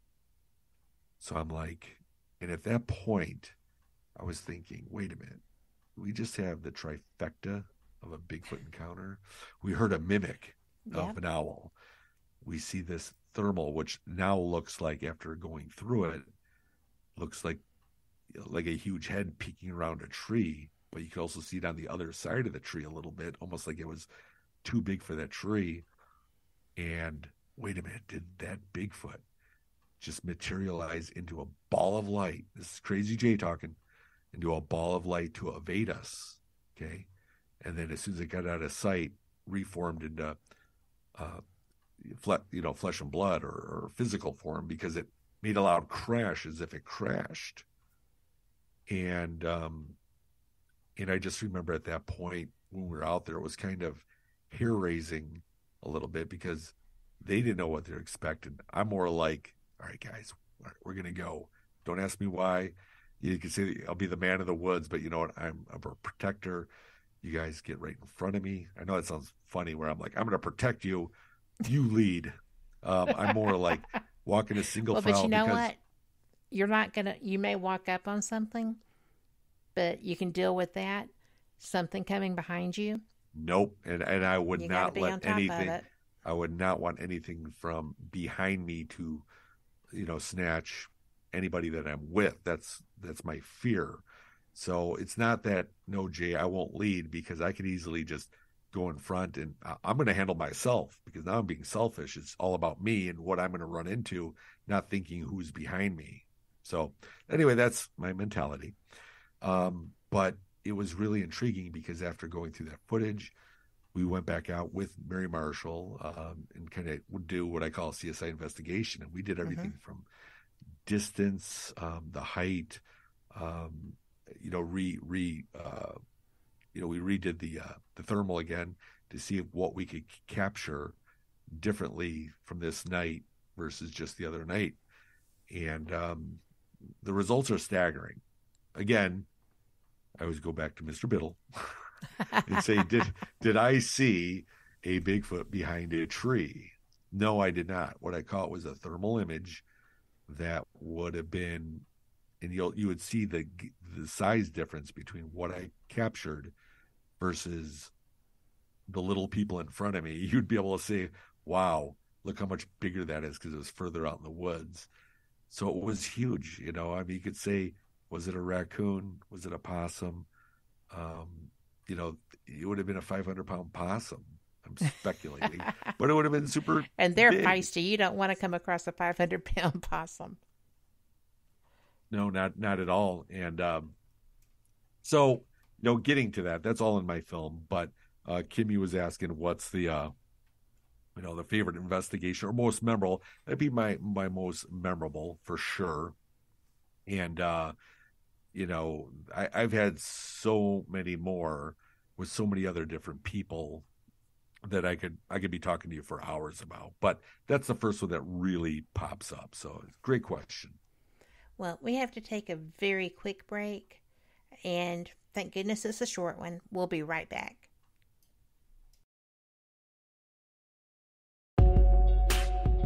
You are listening to WBHM Digital Broadcasting, the best in paranormal talk, only on Paranormal Experience Radio, broadcasting live out of Birmingham, Alabama.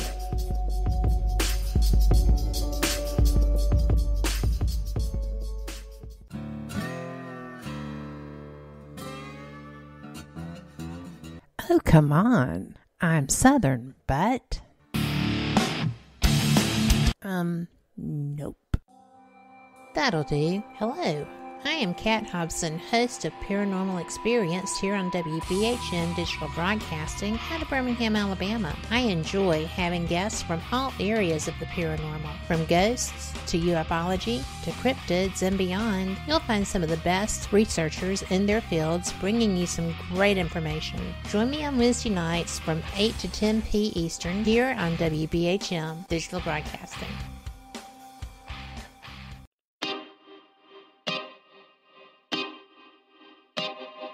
This is Jason Bland, host of Midwest Paranormal Presents Paranormal Soup, where we stream live as a webcast every Sunday night, 11 p.m. to 2 a.m. Eastern, with guests who will blow your mind. Live ghost box sessions where you can call into the show to see if the spirits will talk to you, and the world wide web of weird with the latest in paranormal news and evidence. We're bringing the weird every Sunday night, 11 p.m. to 2 a.m. Eastern on our Facebook page and YouTube channel. Don't forget to follow and subscribe.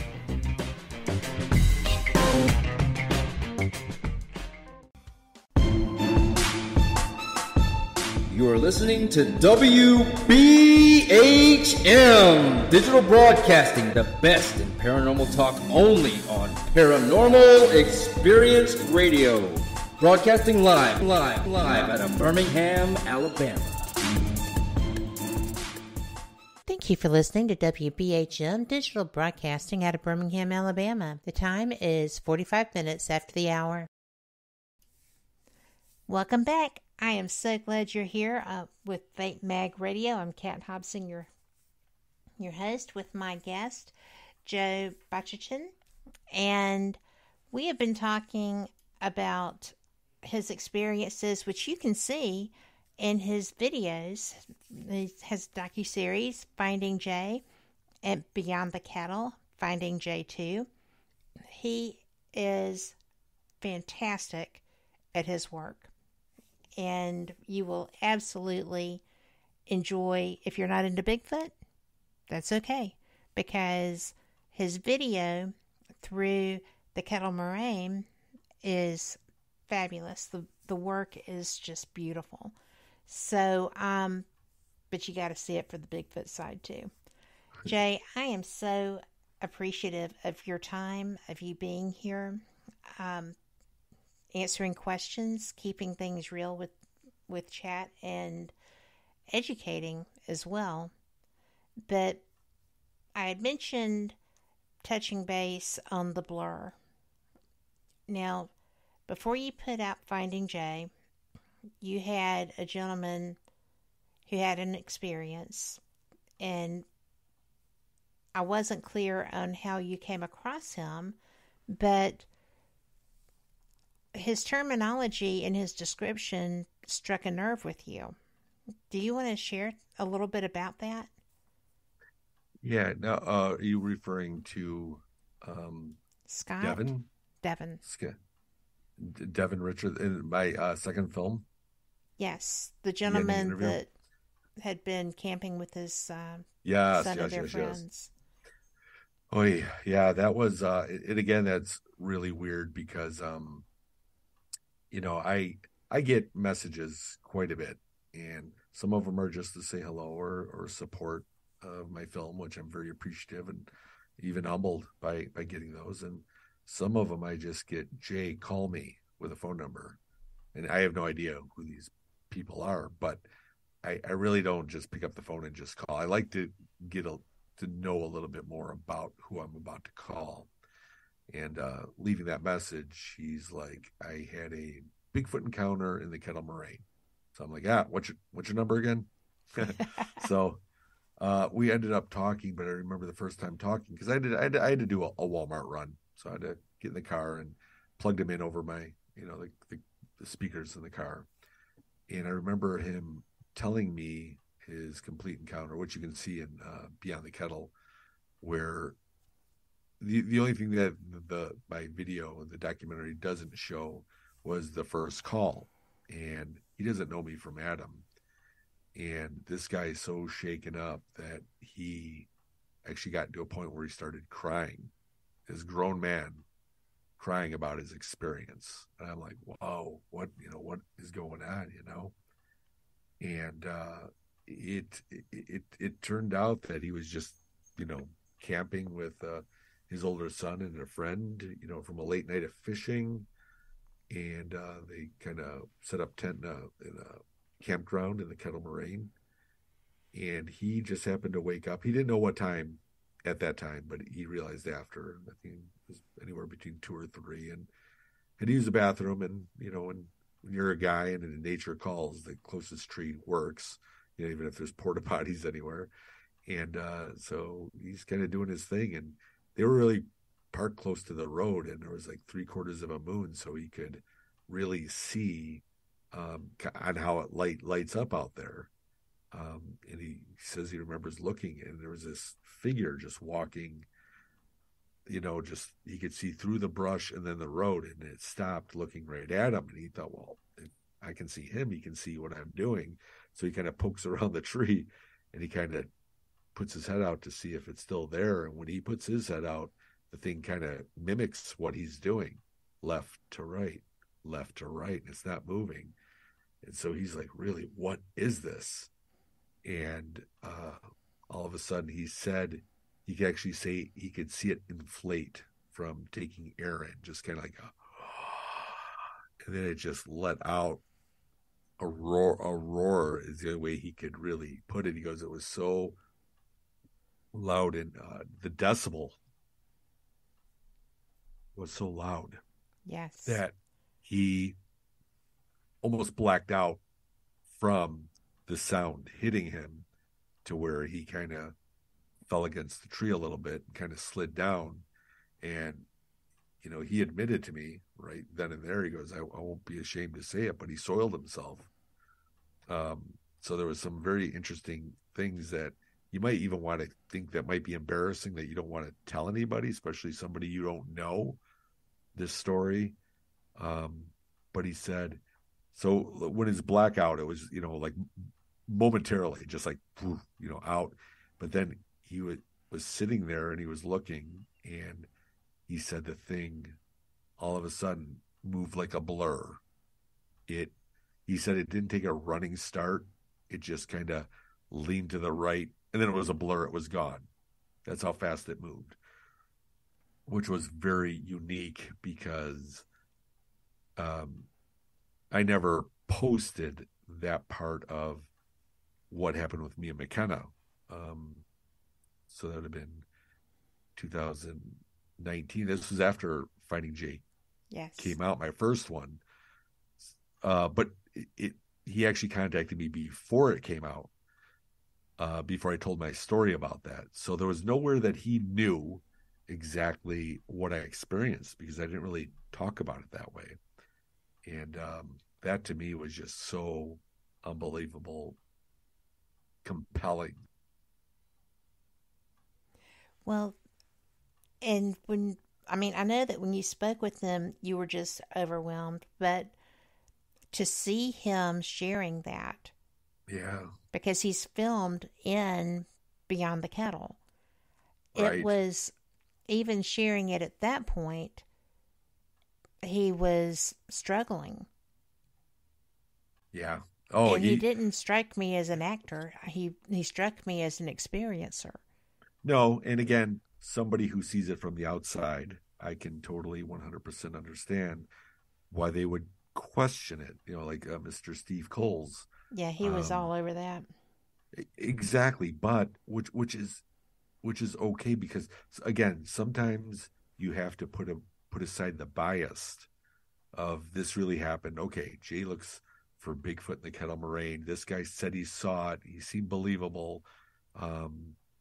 So therefore it has to be true. But I honestly don't look at it like that per se. I look at it more for kind of the way he was with me on his initial call, and going out there with him saying the way it moved. There's no way he could have known about what happened with me. So I shared something with him. You know, we had something in common. We both saw the blur. That was not standard. I mean, because I've never heard that used before. Right. Relevant to movement. Right. Exactly. So again, so what I'm saying is people would say, well, are you seeing Bigfoot then? What are you seeing if it's moving that way? Again, if you're in an old house and you hear a creak, it's got to be a ghost.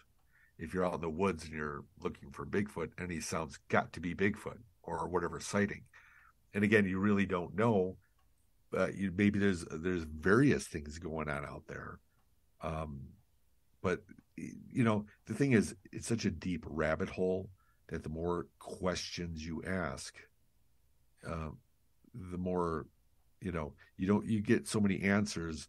And next thing you know, the answers just start multiplying to where, you know, you're like, okay, wait, but all these answers are going to lead up to 1,000 more questions. And it doesn't ever seem to end. It's like kind of a cosmic joke on us, like a prank. Like, we're going to keep leading you down here, and you think you're going to know it, you're going to figure this out. But in the end, you really don't have those answers. And I'm the first person that will always say, if somebody asks me a question, I don't know. And it's okay. It's called putting your pride aside. You really don't know everything. Just put it aside and say, you don't know. It doesn't make you less of a man or less as a woman or less as a researcher. It just means that you've experienced things that you don't understand, and nobody can explain those for you. Well, and because they're personal experiences. Exactly. And so therefore, how can you tell some of these personal experiences and have people believe you? Well, you could be a great used car salesman like me, right? Not that I am.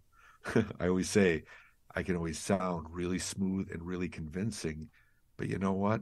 It's good to question me. And that's why I encourage people to go out if they really, really have that drive to wanting to know what the truth is. Go out, discover your own truth.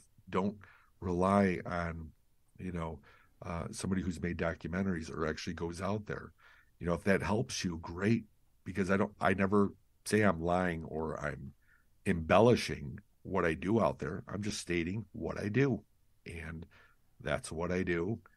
Take it or leave it. And if you take it and you want to run with it, you know, if people have, you know, messaged me of saying, what kind of equipment do you use? What do you do? And I direct them. I'll direct anybody. I'll answer anybody who messages me. So I'm just trying to help them with the whole truth. You know, and I'm going to say that I was not slamming Steve when I said that he was all over that with this gentleman. No, I know. But Steve is got to get, you know, this weather report wasn't right. This wasn't right. This was, and I'm like, you know, the man was discussing things that were very embarrassing. And I don't know that I would have been making eye contact when I was telling you that. Right? True. Well, and, very true. And if you did. But he was making contact when he was talking about the creature. Right. Because that's the one thing I think he felt for sure on. And again, Steve, he does this for a living, even outside of Bigfoot. He does it outside of Bigfoot. And therefore, that's how he has to break things down. Well, and he's very good at that. Of course, 100%. And again, you've got to look at that. If I ended that my documentary on the note of everybody, he was right on, and this is what it is. Honestly, when I asked everyone that I've interviewed, I kind of gave him a homework assignment and showed him the video before it was edited. Well, really, Devin's wasn't really that edited. It was just straight through. Mm-hmm. I'd have them watch that part, and I'd like to know what their opinion is. I said, don't answer it now, but during our interview, that, you know, when I do this for my film, I am going to ask you about it, and I want to get their natural reactions of what they thought. And if somebody said he's full of beans, and this is why. I want to hear that, Mm-hmm. And why. It doesn't mean you're right. Doesn't mean I'm right, right? We weren't there. We're listening to somebody's encounter, third,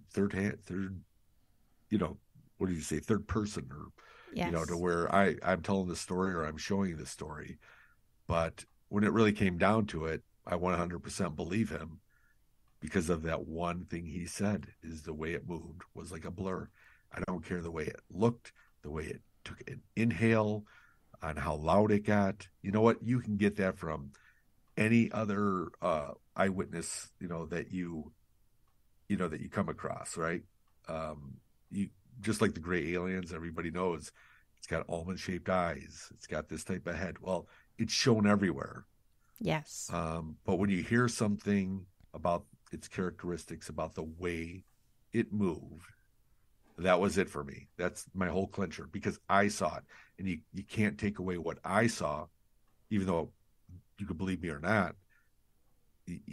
Once I hear that from Devin, I'm like, all right, what he's telling me was 100%. That's my final answer.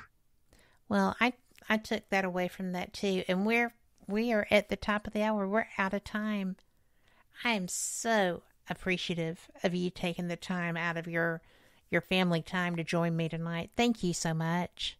You're very welcome. Thanks for having me on. And if you ever want to discuss another couple hours of this, I'm always available. I do. Well, great. I do. We will get something scheduled. And, I just appreciate that because I'm so interested. I want to know more.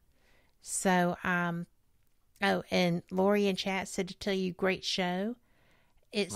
I thought it was too. I appreciate you. Well, thank you, Lori, and thanks, Kim and Kat, for having me on. Absolutely. It's been a great time, and really had fun talking with you tonight. You too. And I do want to let people know that you made that video that I shared pre-show. Yeah. And it was great. Thank you for that. Oh, you're welcome. That's my day job when I'm not out hiking in the woods.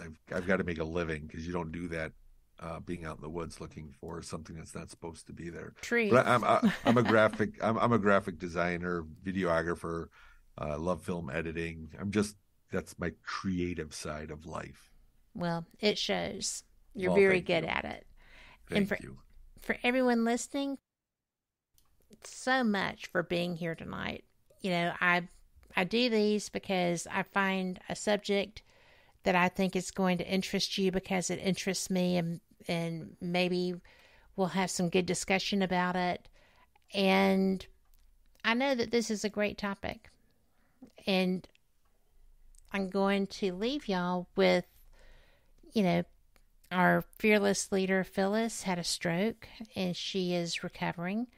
So if you could just keep her in your thoughts, send her all the healing energy that you can. She is a fierce warrior, and we love her. So thank you for listening, and we just love y'all too. We appreciate the support, and have a great week. And don't forget, you are who controls the environment that you're in. If you're looking around and you think the world is crazy and screwed up, and people are just losing their focus and their compassion, then you can fix that. You can create the environment that you want to live in. You can be the change. You can be a friend that you would like to have, a parent that maybe yours dropped the ball on somewhere here or there. Be the human that you would like to be around. Smile. It has so much power. And just be the best you got. It matters. And you can be the change all the time. And if you're having a bad time with it, just watch a flower, watch a dog, watch a puppy. They're funny. They'll like you. Have a great week. See you next week. Same cat times. Zodiac Channel.